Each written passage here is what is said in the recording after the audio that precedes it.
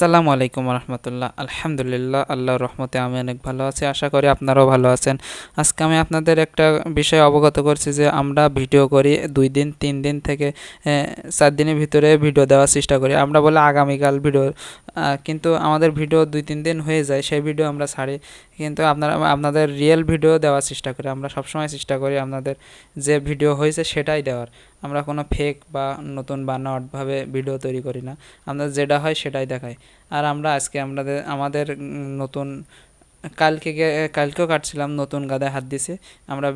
এই বিসলি গাদায় আগে আমাদের রিজার্ভ ছিল কিছু বিসলি, সেই বিসলি খাওয়াইছে। আর সাথে আমাদের অনেক ঘাস ঘাস আছে, তো এই কারণে আমাদের বিসলি একটু কম লাগে। এই কারণে আমাদের বিসলি কম দেয়।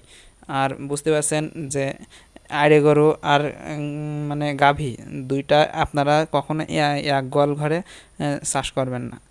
কারণ দুইটাই এক গোয়াল ঘরে করলে অনেক সমস্যার সম্মুখীন হতে হয়।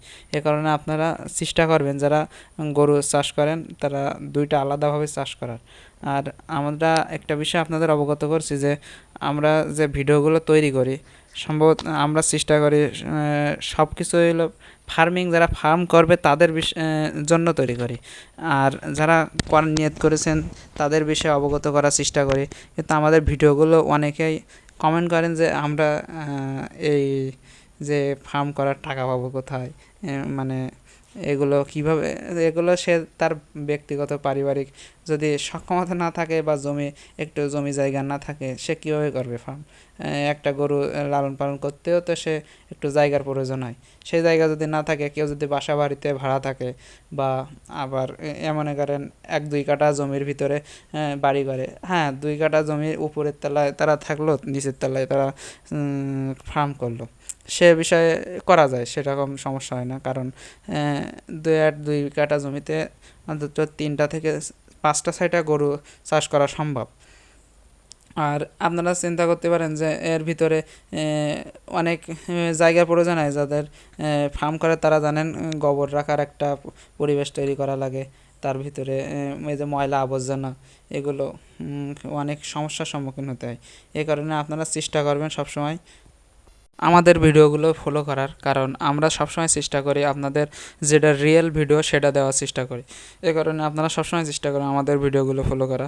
আর আপনাদের নিয়মিত আপডেট ইনশাল্লাহ পাবেন যে কোনো বিষয়ে। গরুর কোনো সমস্যার সম্মুখীন হলে, কিছুদিন আগে আমাদের গরুগুলো 2 থেকে 3 দিন একটানা পাতলা পায়খানা করছিল, আপনাদের অবশ্যই অবগত করছি যে এর কারণ কি। এমনি বিশেষ কারণ আমাদের এই ব্যাকটেরিয়া জনিত কারণ, মানে পচা খাদ্য, মানে বাসি খাদ্য, এগুলো দিলে গরুগুলো একটু বেশি সমস্যার সম্মুখীন হয়। আর নতুন খাদ্য যদি অ্যাড হয় ওর সাথে, এই কারণে সমস্যার সম্মুখীন বেশি হয়।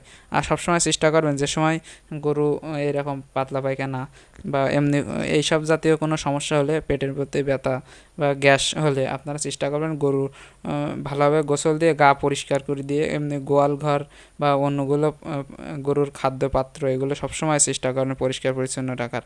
কারণ এইসব কারণে অনেক সময় ব্যাকটেরিয়া জনিত কিছু খাদ্য থাকার কারণে এই যে গরু পাতলা পায়খানা সবচেয়ে বেশি হয়। এই কারণে আপনারা সবসময় চেষ্টা করবেন যে গরুগুলো এই ব্যাকটেরিয়াজনিত বিষয়, আর পাতলা পায়খানা হলে আপনি 3 মাস ধরে যে খাওয়াবেন বা 1 মাস ধরে যে খাদ্য খাওয়াবেন, আপনার 2 দিন 3 দিনে সেই খাদ্যর যে ঘাটতি আবার ফেলায় দেবে। কারণ পাতলা পায়খানা হলে সাধারণত একটা মানুষের অনেক ঘাটতি দেখা দেয়। আপনারা যাদের হয়েছে পাতলা পায়খানা, তারাই বলতে পারবেন যে এটা কীরকম একটা সমস্যার সম্মুখীন হয় মানুষ। কিন্তু প্রত্যেকটা বিষয়ে, মানে প্রত্যেকটা হাঁস মুরগি বলেন, গরু ছাগল বলেন, প্রত্যেকটা প্রাণীর বিষয়ে এই একই সিস্টেম। আপনারা চেষ্টা করবেন গরু ছাগল হাঁস মুরগি সবসময় যত্ন নেওয়ার আর পরিষ্কার পরিচ্ছন্নভাবে রাখার। যে কোনো জিনিস পরিষ্কার পরিচ্ছন্নভাবে থাকলে তার রোগ প্রতিরোধ ক্ষমতা আল্লাহ তাআলা তাদের অনেক বৃদ্ধি করে দেয়। এ কারণে আপনারা চেষ্টা করবেন সবসময় পরিষ্কার পরিচ্ছন্ন রাখার। আর আমাদের বিষয়, আজকে ভিডিওর বিষয় এটা ছিল না। আমাদের ভিডিও বিষয় ছিল যে আগের দিন আমরা দিয়েছিলাম যে আপনারা ভিডিও দেখেন নিয়মিত যারা, তারা